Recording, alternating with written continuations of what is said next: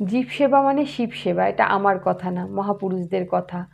আর শিব বলতে ভগবান। আপনারা ভগবানকে সারাদিন ডাকছেন, পুজো অর্চনা করছেন, কিন্তু নিজেদের মধ্যে যে সম্পর্কগুলো রয়েছে সেই সম্পর্কটাকে গুরুত্ব দিচ্ছেন না।